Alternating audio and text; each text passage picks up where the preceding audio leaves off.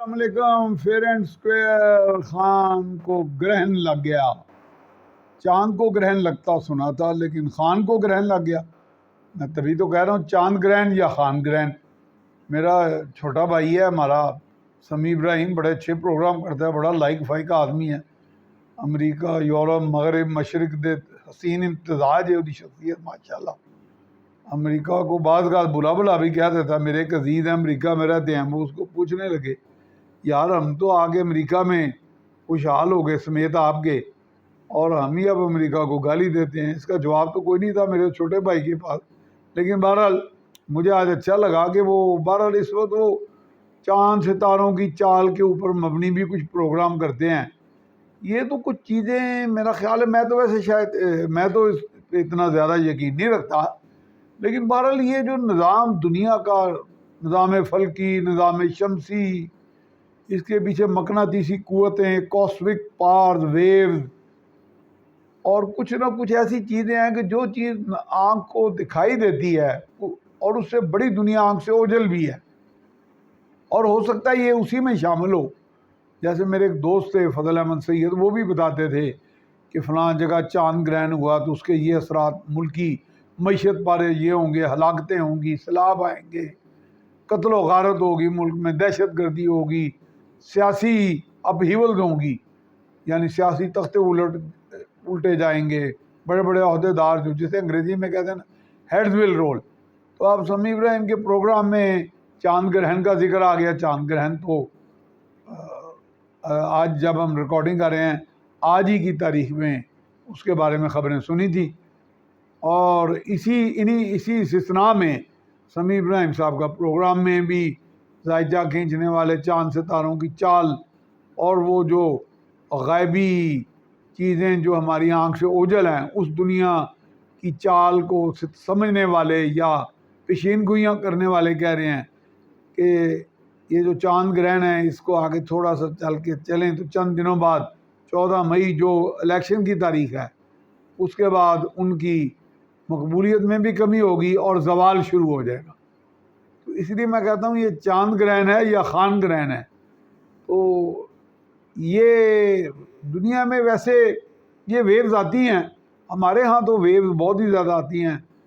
ہمیں بہت مزہ آتا ہے جو ماضی کے وہ جو سٹوری سنتے تھے، بغداد میں قصہ گو ہوتے تھے، دیگر بے شمار ممالک میں، مشرق کے خاص طور پہ، مغربی کو ایڈا نہ آتا تو ہوتا نہیں گا. تو قصہ گوئی کا بڑا ایک اپنا لطف ہے. کیا تم نے نہیں دیکھا ہے اس وقت یہ ہوا، اس وقت وہ ہوا، فلاں وقت پہ جتنی فینسی سٹوری اور جتنی مزیدار سی بنا کے اس میں ایک ہیرو، ایک ویلن ہو، ایک ہیروئن ہو، بلکہ ایک ہیرو کی کئی ہیروئنیں ہوں اور کئی تڑپ رہی ہوں ہیروئن بننے کے لیے، تو اس سے اچھی فینسی سٹوری کیا ہوگی. اور دوسرا یہ ہے کہ ایک آدمی ہر 5 منٹ کے بعد اعلان کرے کہ میں مرن لگا جی، میں مرن لگا جی، میں مرن لگا، تو یہ بھی بذات خود ایک بڑی فینسی سٹوری ہے. تو گو کہ اس میں کوئی بزدلی کا ایک تاثر تو قائم ہوتا ہے، لیکن مقبول یا لیڈر کو کیا فرق پڑتا ہے، تاثر جو مرضی ہو. کوئی یہ تاثر فری کچھ قسم کی قوتیں ہیں ہماری، جیسے عدلیہ بھی تاثر فری ہے، ہماری عسکری ادارے بھی، اور بہت سے بڑے بڑے جو ہیں جو وہ بھی تاثر فری ہیں. تو میرے کئی دوست میرے سے بحث کرتے ہیں کہ نہیں فلاں دا بیڑا غرق ہو گیا، اسٹیبلشمنٹ دا ٹگا ٹوکری ہو گئی، دا کھ نہیں رہا.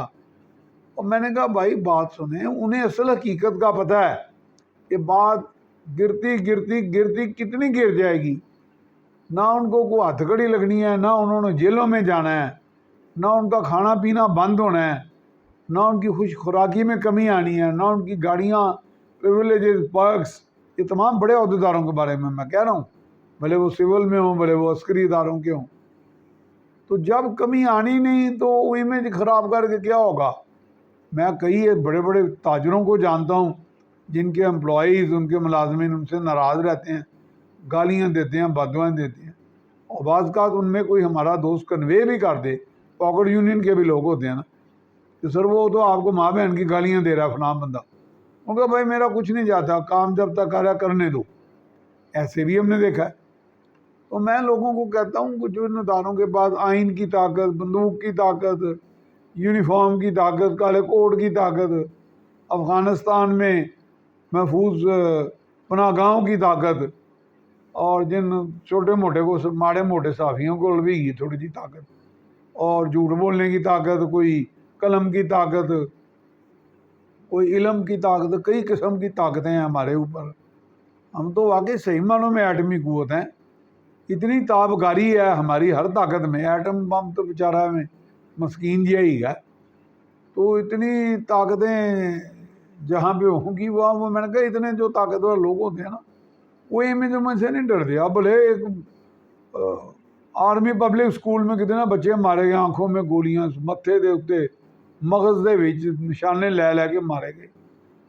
اس میں ان کو کتنا مزہ، کتنا نشہ آیا ہوگا کہ ہم تو شاید نعوذ باللہ اس کائنات کے خالق و مالک سے بھی بڑے ہیں کہ جو اس طرح نشانے لے کے اور کس طرح بے بسی کا عالم ہے کہ لوگ ہمارا کچھ بگاڑ ہی نہیں سکتے. انہوں نے امیج نے ان کا کیا بگاڑنا. اسی طرح جتنے بھی یہ تابکاری قسم کے عہدے دار ہیں، یہ تابکاریت ہے جتنی بھی، ان کا کوئی کچھ نہیں بگاڑ سکتا. میرے دوست مانے نہ مانے، image is no issue for the people. یعنی ان لوگوں کو تاثر، عوامی تاثر، عمومی تاثر، امیج، یہ وہ کسی چیز سے کوئی فرق نہیں پڑتا جب تک ان کے پاس طاقت ہے، ان کے پاس پرتعیش زندگی کا سامان مہیا ہے، سب کچھ ہے. اور ان کی اسٹڈی بھی یہ ہے کہ ہمارے ہاں اس طرح کا غدر نہیں آنا. ہاں افغانستان یا KP کے یا ان علاقوں سے جو ان سے متاثر ہیں، وہیں پنجاب تو چلا ٹھنڈا مٹھا پہلے ہاری کو ویلکم کرتا رہا. ادھر پنجابیوں سانوں ٹکا کہندے رہے، نال مار دے رہے، ہم ان کو اکوموڈیٹ کرتے رہے. یعنی ہماری فراخ دلی کو، مہمان نوازی کو وہ مہمان نواز گئے. وہ بندہ پوچھے پنجابی گھٹ مہمان نواز نے. وہ بھئی ایسے خام خواہ کی یہ جڑی شو بازیاں اور افسانے، خدا کا واسطہ ان افسانہ نگاری کو چھوڑیں، اس ستارہ شناسی کو. تو اس لیے چاند گرہن تو ہو گیا، اب خان گرہن جو ہے وہ کس شکل میں ہوگا یہ پتہ نہیں. یہ گرہن بنانے والی قوتیں وہ تو قدرت ہوتی ہے، لیکن وہ کہتے ہیں نا کہ اس کی زندگی گہنا گئی ہے. انگریزی میں کہتے ہیں لائف سٹینڈز ایکلپسڈ. ایکلپس کہتے ہیں نا، یعنی کہ مشکل میں چلی گئی ہے، زوال پذیر ہو گئی ہے. تو میں تو ویسے کہتا تھا خان انفالیبل.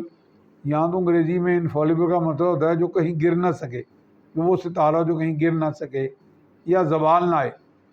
لیکن ویسے انفالیبل کا اصل مطلب ہوتا ہے جو غلطی نہ کر سکے. تو کیا ہاں غلطی نہیں کر سکتا یا گر نہیں سکتا؟ کیا وہ ایسا ستارہ ہے؟ لیکن دنیا تاریخ بھری پڑی ہے دنیا کی کہ بڑے بڑے نامور وہ ویوز کسی لہر میں، کسی سونامی میں بلندی کو چھونے والے ایک دم پاتال کی پستیوں سے بھی نیچے چلے جاتے ہیں. یہ کائنات کا نظام ہے. ثبات ایک تغیر کو ہے زمانے میں. اگر مقبولیت کسی کی آج بہت بلند ہے تو تغیر آ سکتا ہے اس میں، وہ پستی کی طرف بھی جا سکتی ہے. اگر کوئی آج پستی میں ہے تو تغیر، ثبات ایک تغیر کا ہے زمانے میں. تغیرات زمانہ اس کو بلندی پہ بھی لے جا سکتے ہیں. یہ اللہ تعالیٰ کا نظام ہے. کوئی مانے نہ مانے، جنہ مرضی قسم میں، لیکن اس حقیقت کے آگے ایک دن جھکنا پڑے گا.